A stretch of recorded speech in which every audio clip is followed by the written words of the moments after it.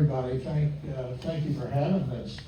This was terrific. I got to see Dr. Frank Hauser fully closed, after hearing legendary stories from CG&E about meeting with him at his house after he got done with the swim. It freaked him out. But a couple of people did so much work when the EAC pulled together all the things that you all had been doing and had these hearings. The Environmental Advisory Council, somebody mentioned Tom Lucan earlier, I guess Jenny did. Tom was responsible indirectly for the Environmental Advisory Council, but not because he loved the environment. It's because young councilman Jerry Springer hoodwinked him into appointing it when Tom was mayor. This goes back way before the Zimmer hearings. And then I wanted to have a permanent city conscience on the environment. So Bobby Stern ultimately appointed the first Environmental Advisory Council. And for 4 of the first 10 years, it did what it was supposed to do. And then Zimmer came up. And the sense was that this unbelievable stuff was out there, but nobody was paying attention to it that meant anything. This thing was moving forward, 97% complete. And I used to walk by the model of it every day because I parked around the corner from the CG&E building, and I'd say, oh, geez, there's no way you're ever, and we never had any expectation we were going to stop this.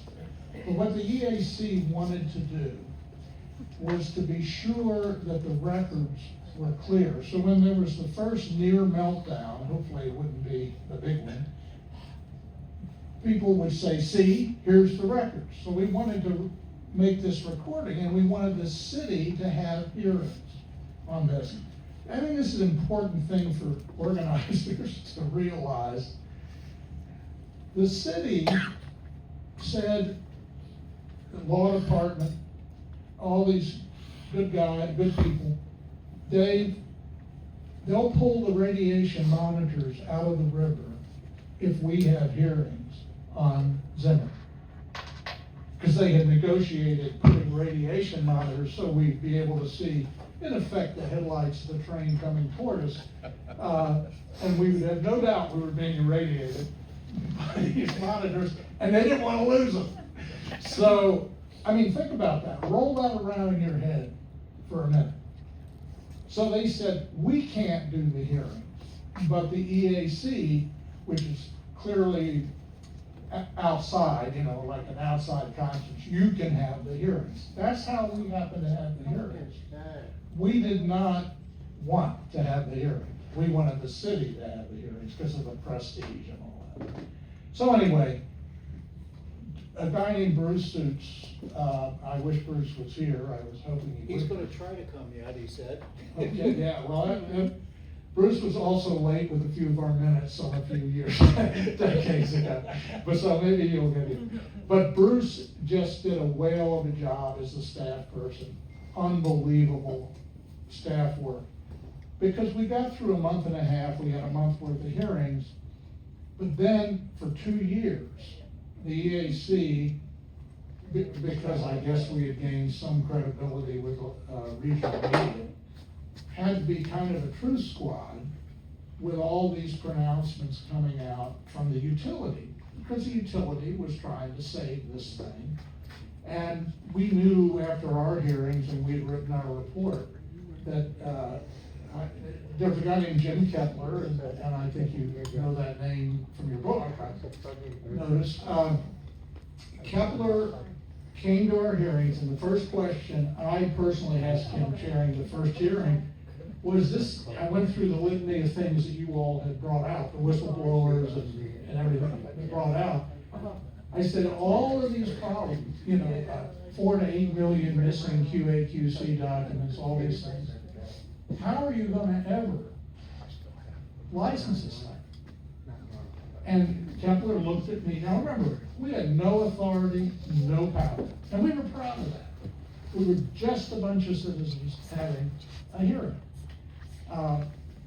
In a city council chamber, admittedly, and a lot of press there.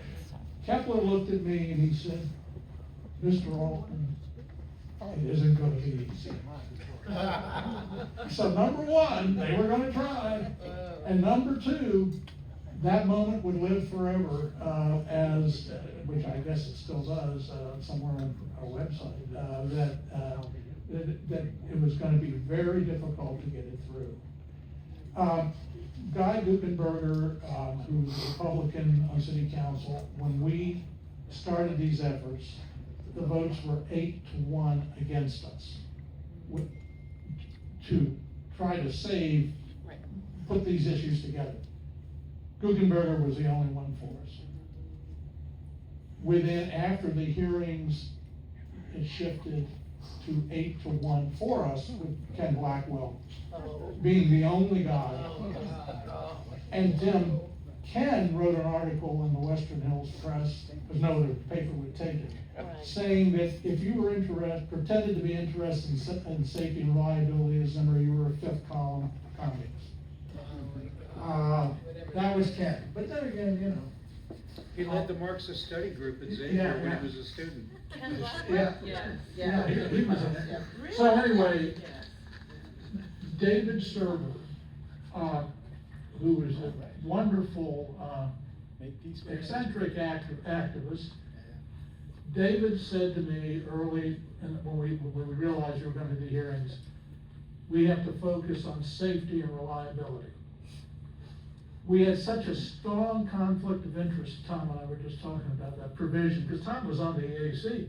He was the only member of the EAC that couldn't participate in the hearings under our conflict of interest, because he had an anti-nuclear position, and none of the rest had any position one way or the other.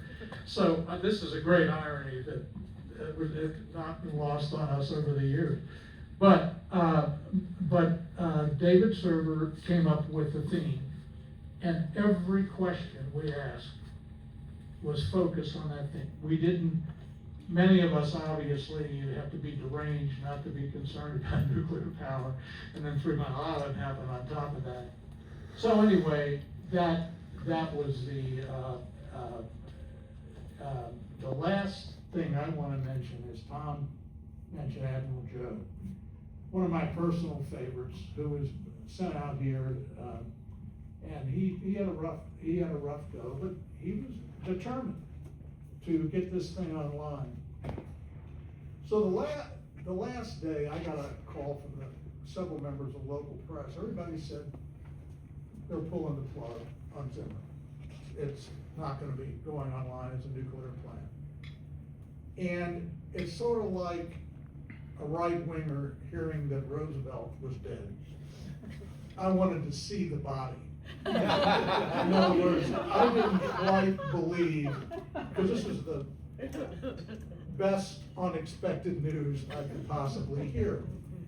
So I called Jan Strassman, who was the PR guy for the NRC in Chicago, who was on an intimate basis with him at that point. I said, Jan, you heard that Zimmer's going to not be nuclear. He said, oh no, we haven't heard any such thing. I said, well, stand by your phone, because you're about to get a lot of phone calls from Cincinnati media. And it turned out Admiral Joe had, without portfolio, flown to New York on behalf of Bechtel, who he was not working for. He was working for CG&E. He had the background to try to get funding to keep Zimmer alive as a nuclear plant. I called CG&E, I called the local press, and Strassman started getting calls, and they summarily fired Williams that night, late that afternoon, because it was completely the decision had been made by CG&E. We're not going forward. He was trying to get Bechtel the money to take it over. So, anyway, that was my last favorite memory of, Admiral Joe. And of course, it was announced then. But without, and Andy in particular, Andy Dennison's wonderful, bothering to ask, are any of you guys willing to drive your school buses into a radioactive zone?